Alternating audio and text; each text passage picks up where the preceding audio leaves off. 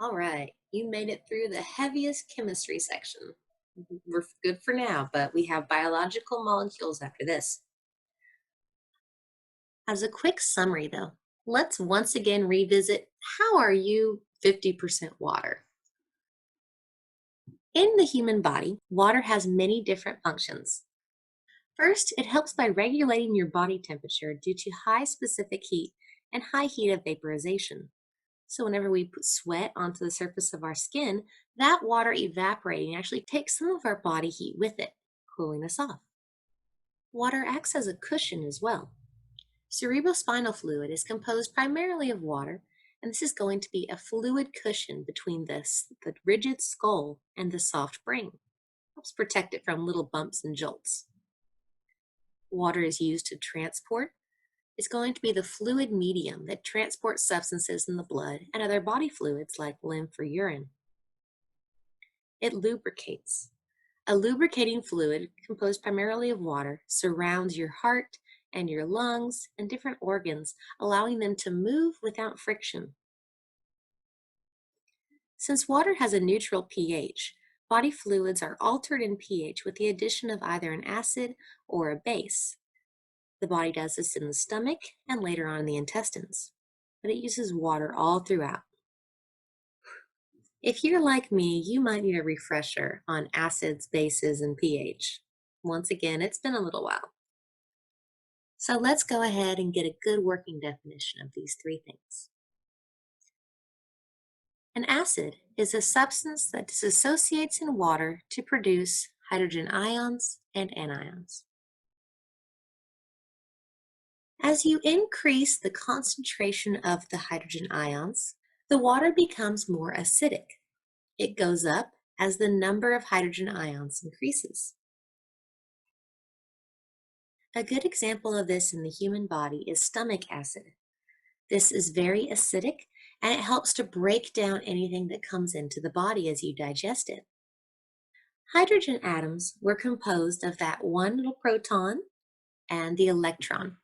The proton had a positive charge and the electron had a negative charge. So what you'll see with a hydrogen ion is that whenever that hydrogen atom loses its electron, it only has that positive proton with its paired neutron, giving it overall a positive charge. The more of these positively charged hydrogen atoms we have in a liquid, the more acidic it is. In opposition, we have a base, a substance that accepts hydrogen ions in a solution. Because the base is able to bind to those hydrogen ions, it reduces the amount of free-floating hydrogen ions in the solution. As that number goes down, it becomes more and more basic. Antacids, bleach, ammonia are all examples of very basic liquids. The pH scale is what we use to measure this. Now, pH is a measure of the relative amount of hydrogen ions it contains as expressed as a number between 0 and 14. On this scale, 0 to 6 is considered acidic. The lower the number, the more acidic it is. Something that is a 1 on the pH scale is incredibly acidic, like hydrochloric acid. If you were to put something in hydrochloric acid, it would be dissolved immediately. For example, adding some meat or a hamburger to something like that would instantly break it down because there's such a high concentration of those hydrogen ions. As the pH number goes up, the relative amount of hydrogen ions we have in that is going to go down. So by the time we get to say a 4, we're not super acidic. Imagine dropping a hamburger in a bowl of tomato juice. It's not really just going to be dissolving and breaking down in that tomato juice. There's not enough hydrogen ions, so we're becoming a little less acidic. Milk and saliva is actually slightly acidic, coming in at 6.3 to 6.6. Pure water is a 7. We're neutral. There's no acid and no base. We're not acidic or basic. We're neutral. As we continue to go up in number, we're becoming more basic. That means that there's going to be less of those hydrogen ions in our solution because a base has been absorbing them. Human blood and seawater is a little basic. Antacids, household ammonia, and bleach is very basic. It's part of why we can use bleach as a cleaning agent. Finally, sodium hydroxide is the most basic we're going to get. Now, bases work by absorbing some of that excess hydrogen ions that the acids have. If we take a base, like an antacid, and add it to an acidic substance like stomach acid, we're going to absorb some of those excess hydrogen ions and bring that pH value up a little bit, making it a little less acidic. So anytime you see the pH value, just think it's a measure of how much hydrogen ions are present in that solution. Very high amount of hydrogen ions, coming down to neutral, and then more basic. For the body to function properly, we want to keep the human blood at 7.4 on that pH scale.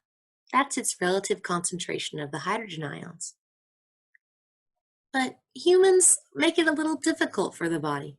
We might drink a lot of wine or grapefruit juice, drink a lot of acidic substances, which is going to bring that overall hydrogen ion concentration in our body up, lowering its pH. Maybe the blood got to 7.2. That's a little low for it. It wants to get that number back to 7.4. But maybe someone else is popping like 10 antacids a day. That's bringing down the amount of hydrogen ions in the human blood. Maybe it got to 7.6 or 7.7. The body doesn't like either of those. It wants to stay right around that 7.4. Let's see how it fixes it. If there's an increased blood hydrogen ion concentration, that acid is being added to our blood from the GI tract and our cell metabolic waste. So our overall blood is increasing in the amount of hydrogen ions it has. In order to balance it out and return that back to that 7.4, we can release bases into our blood that are going to absorb that hydrogen ions. You'll notice here that this base has a negative charge to it. So when that hydrogen ion, which has a positive charge, comes in, it gets negated and neutralized. Hydrogen ions are also brought out of the blood and excreted through the urine, so we can get rid of it. That brings your pH in your blood back to that proper 7.4. On the other hand, we have someone who popped a bunch of antacids and decreased their blood hydrogen concentration. Maybe it got to 7.6. As that hydrogen concentration decreases and maybe vomiting increases that loss, we're going to have to return hydrogen to the blood. We can do that through the kidneys. Instead of excreting the hydrogen like we were doing in the last example, we're now putting it back into the blood. And now we're going to remove the bases from the blood. As we remove the bases, it's going to help us bring that blood pH back to 7.4. These examples were really good because it shows you how your human body is a system that's always changing in these little tiny ways to try to maintain homeostasis in something. Homeostasis for the body is 7.4. And when the hydrogen concentration went up, the body reacted to bring it back. And whenever that hydrogen concentration went too low, it once again had its little system in place to bring that back into balance. Because that pH can swing pretty wildly based on what we're eating, the body is using these buffers to help prevent that change in pH. An example includes carbonic acid. Carbonic acid is an acid that's going to donate hydrogen ions to neutralize excessive base. So whenever you eat too many antacids, the body can use carbonic acid to try to balance that out. Bicarbonate is going to be a weak base that accepts the hydrogen ions from excess acid. That was that HCO3 that we just saw.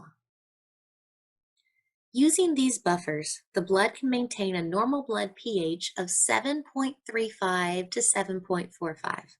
That's a very narrow range.